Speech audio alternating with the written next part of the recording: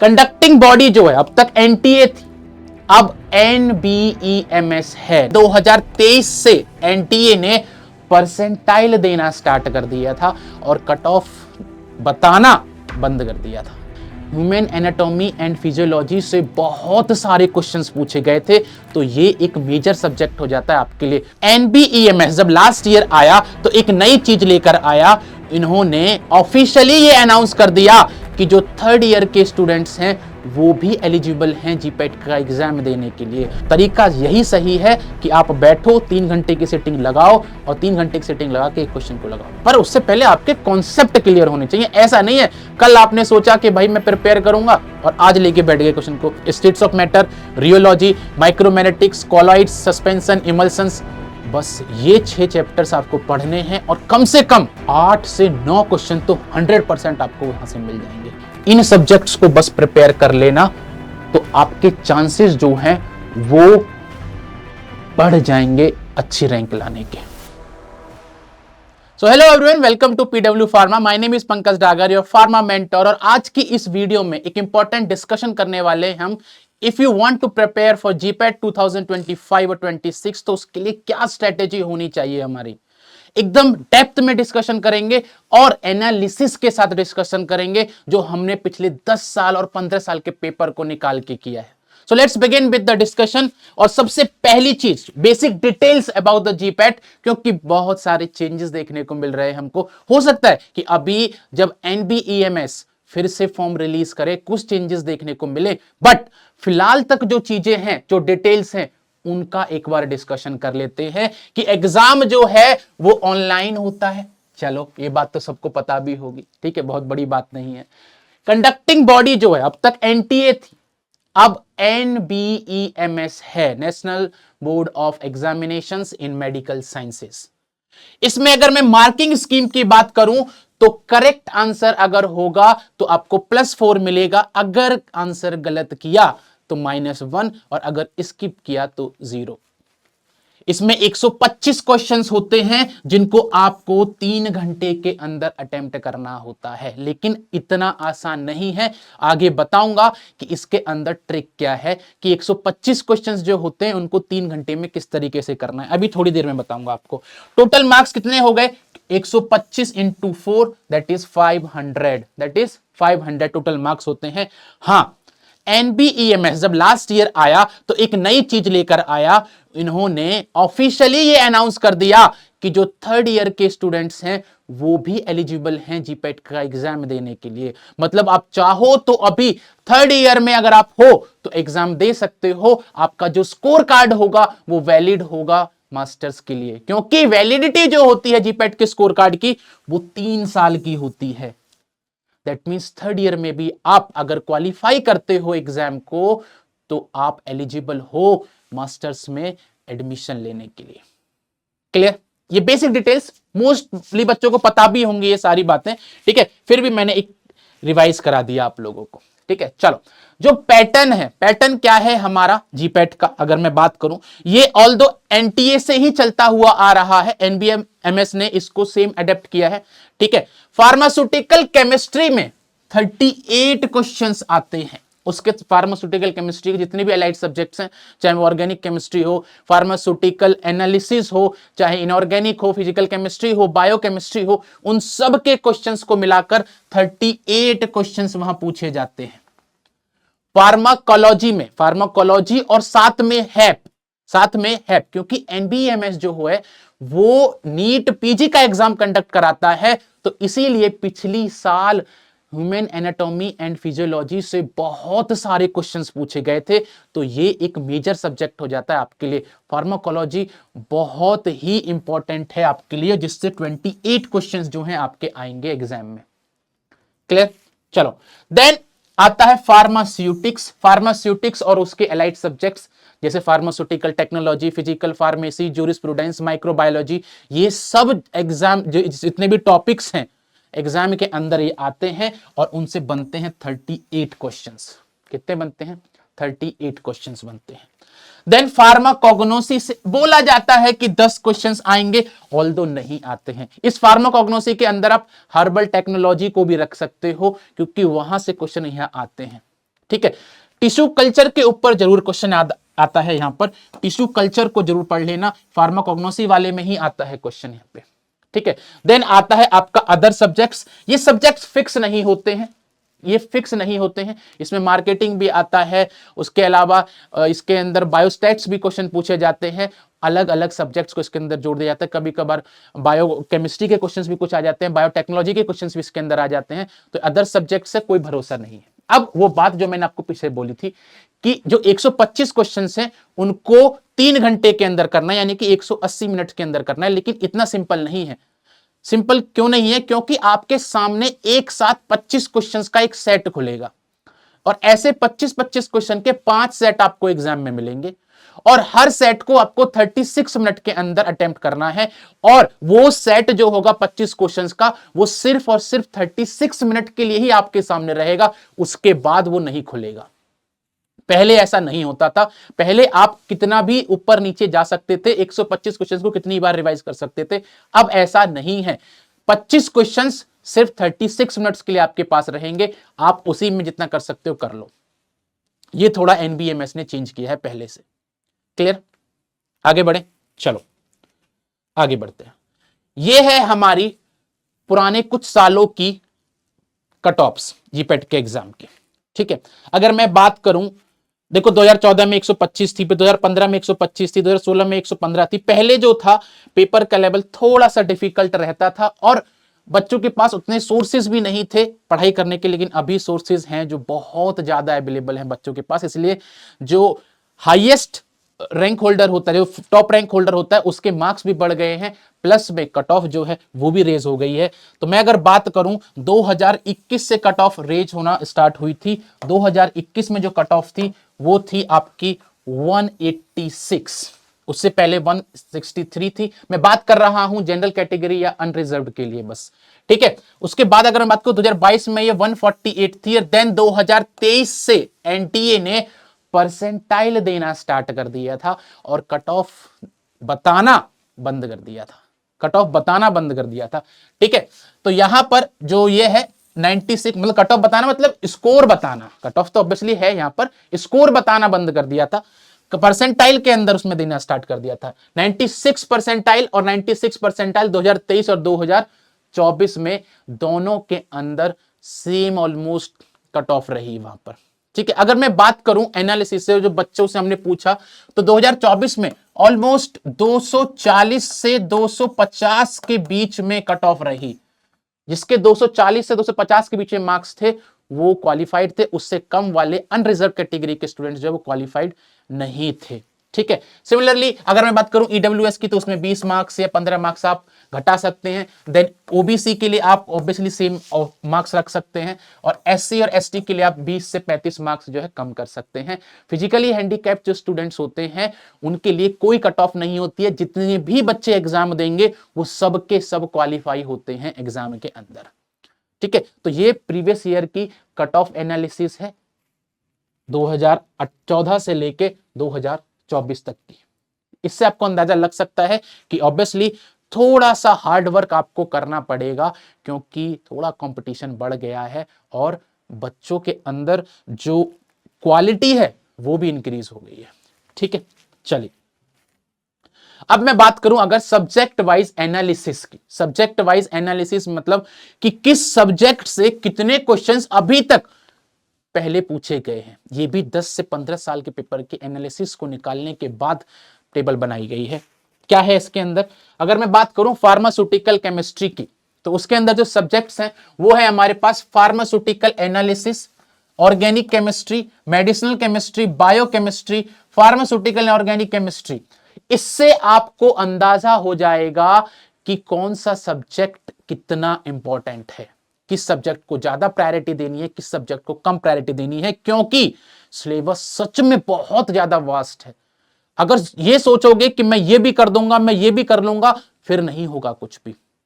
पढ़ाई करनी है, मेहनत करनी है, लेकिन एक स्मार्ट तरीके से करनी है, एक मेथड को, एक स्ट्रेटेजी को फॉलो करते हुए करनी है, वो बहुत इंपॉर्टेंट है, ठीक है। चलो फार्मास्यूटिकल एनालिसिस, ऑब्वियसली इसके अंदर 4 टॉपिक जो है बहुत इंपॉर्टेंट है। टाइट्रेशन हो गया, स्पेक्ट्रोस्कोपी हो गया और क्रोमेटोग्राफी हो गया और इलेक्ट्रोएनालिटिकल मेथड हो गया। और इन चारों में से सबसे ज्यादा इंपॉर्टेंट जो है वो है स्पेक्ट्रोस्कोपी एंड टाइट्रेशन, और यहां से सबसे ज्यादा क्वेश्चंस पूछे जाते हैं, वो है 11 क्वेश्चंस। रेंज रहती है एक्चुअल में 11 मैंने लिख दी है यहाँ पे 38 बनाने के लिए, बट अगर मैं बात करूं तो क्वेश्चंस जो होते हैं वो ऑलमोस्ट 9, 10 या 11 ऐसे क्वेश्चंस पूछे जाते हैं। ठीक है, अगर मैं बात करूं ऑर्गेनिक केमिस्ट्री की 14 क्वेश्चंस लिखे गए हैं, ऑब्वियसली 11 to 14 क्वेश्चंस जो है वो वेरी करते हैं, इसके अंदर 11 से 14 क्वेश्चंस आते हैं ऑर्गेनिक केमिस्ट्री के। ठीक है, ऑब्वियसली बहुत ज्यादा इंपॉर्टेंट सब्जेक्ट है ये भी और ये भी। देन मेडिसिनल केमिस्ट्री की अगर मैं बात करूं 5 क्वेश्चंस लिखे गए हैं, बट ऑन एन एवरेज 3 से 4 क्वेश्चंस आते हैं, और 5 क्वेश्चंस 3 से 5 क्वेश्चंस की रेंज आप लिख सकते हो, इसको रेंज लिख सकते हो 3 से 5। और इसमें से जो मैं 5 क्वेश्चंस यहां लिख रहा हूं, 5 क्वेश्चन में से एटलीस्ट 2 क्वेश्चंस ऐसे होते हैं जो आप फार्माकोलॉजी की नॉलेज के बेसिस पर ही सॉल्व कर सकते हो। दैट मींस बहुत ज्यादा मेडिसिनल केमिस्ट्री के पीछे मत पड़ जाना, कभी ये लगे कि मेडिसिनल केमिस्ट्री पढ़े जा रहे हो बाद में क्वेश्चंस नहीं आएंगे तो आपको बहुत परेशानी होगी। उससे बेटर ये होगा कि आप मेडिसिनल केमिस्ट्री को कम प्रायोरिटी देके किसी एक इंपॉर्टेंट सब्जेक्ट को ज्यादा प्रायोरिटी दे दो। समझाऊंगा मैं आपको ये सारी चीजें भी कि किस तरीके से आपको स्ट्रेटेजी बनानी है सब्जेक्ट में टॉपिक वाइज भी। ठीक है, देन बायोकेमिस्ट्री ये भी इंपॉर्टेंट सब्जेक्ट है और इससे ऑलमोस्ट 7 क्वेश्चन या 8 क्वेश्चन पूछे जाते हैं। देन फार्मास्यूटिकल इनऑर्गेनिक केमिस्ट्री, एक क्वेश्चन आपका एक क्वेश्चन हो सकता है यहाँ पर कि सर फिजिकल केमिस्ट्री को आपने नहीं लिखा। देखो फिजिकल केमिस्ट्री से भी क्वेश्चन आते हैं ऑब्वियसली, कई बार वो फार्मास्यूटिकल एनालिसिस में कंसीडर कर लिए जाते हैं और कई बार ये क्वेश्चन जो होते हैं वो अदर्स में आ जाते हैं। ठीक है, फिजिकल केमिस्ट्री से आप एक क्वेश्चन मार के चल सकते हो, बट उसको हम कंसीडर कर लेते हैं इनऑर्गेनिक केमिस्ट्री में या फिर एनालिसिस के अंदर ही, क्योंकि मैक्सिमम टाइम बफर्स का क्वेश्चन आता है, एसिड बेस का क्वेश्चन आता है, तो हम उसको उसी में कंसीडर कर लेते हैं। ठीक है, देन अगर मैं बात करूं डिस्पेंसिंग फार्मास्यूटिक्स के अंदर डिस्पेंसिंग फार्मेसी, फिजिकल फार्मास्यूटिक्स, और अगर फार्मास्यूटिकल टेक्नोलॉजी की बात करूं तो ये फार्मास्यूटिकल टेक्नोलॉजी और फिजिकल फार्मेसी जो है ये सबसे ज्यादा इंपॉर्टेंट है। इसमें फिजिकल फार्मेसी आप अगर मेरी बात मान के चलोगे तो मैं आपको सजेस्ट करूंगा एसपी अग्रवाल से बेटर कोई बुक नहीं है। एसपी अग्रवाल बुक पढ़िए, उसमें एकदम क्रिस्प नोट्स आपको मिल जाएंगे और साथ में आपको पीछे एमसीक्यूज भी रिवाइज करने के लिए मिल जाएंगे। उससे बेस्ट कोई बुक नहीं है आपको तैयार करने के लिए, चाहे आप माइक्रोमेलेटिक्स पढ़ें, चाहे रियोलॉजी पढ़ें उसके अंदर, चाहे कॉलॉइड्स पढ़ें, सस्पेंशन पढ़ें, इमल्सन्स पढ़ें, स्टेट्स ऑफ मैटर पढ़ें, कुछ भी पढ़ें।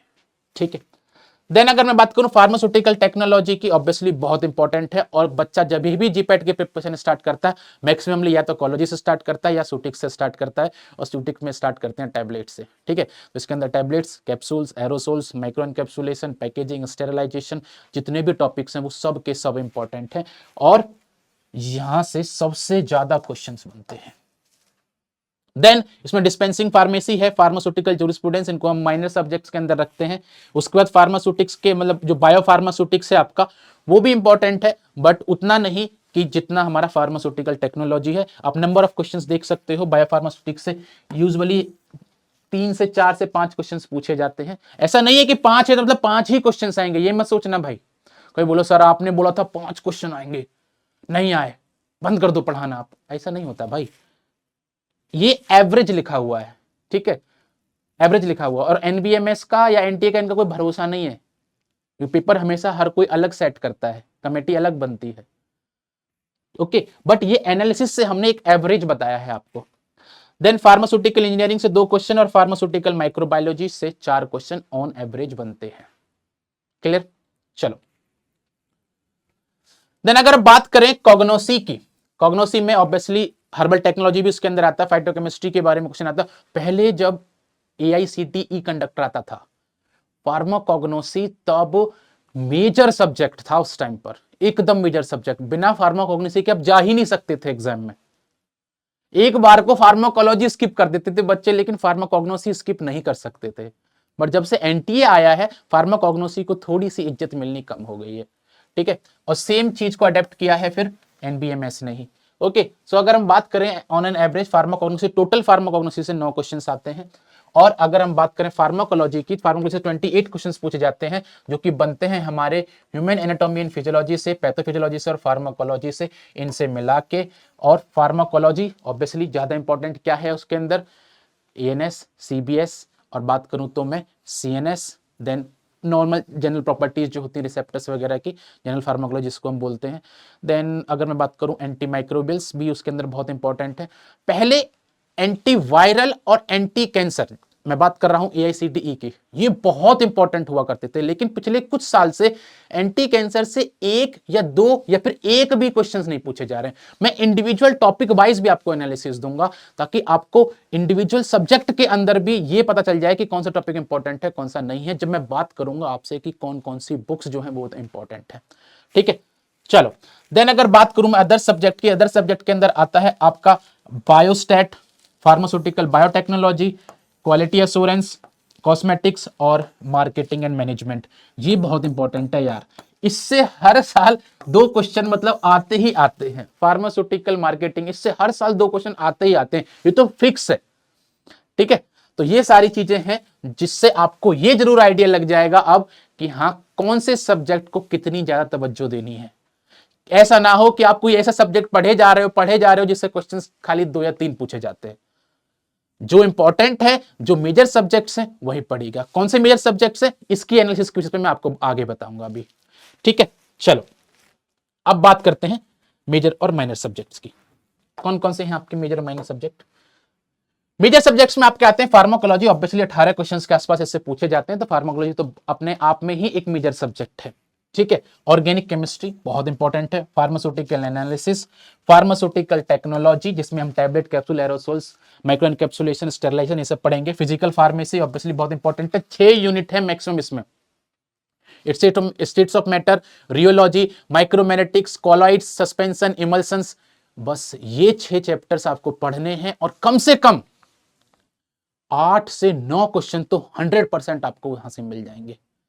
ठीक है, तो फिजिकल फार्मेसी बहुत इंपॉर्टेंट है। बुक का नाम याद रखना SP अग्रवाल, मैं किसी का प्रमोशन नहीं कर रहा हूं बट बहुत अच्छी बुक है।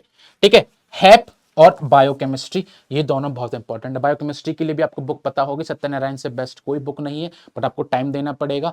देन हैप के लिए आप चाहो तो रोजन विल्सन यूज कर सकते हो, चाहो तो टॉटरा भी यूज कर सकते हो, जो बुक आपको ठीक लगे वो पढ़ सकते हो हैप के लिए।